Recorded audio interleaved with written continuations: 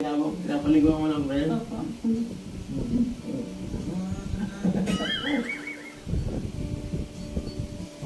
Lakas na po ang tayo. Yeah. Takot na natin itong buong Blanggana.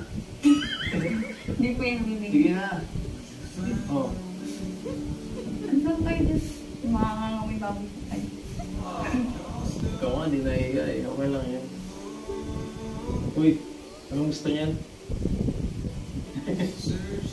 Ukit naman ang alaga mo. Ukit ng alaga mo.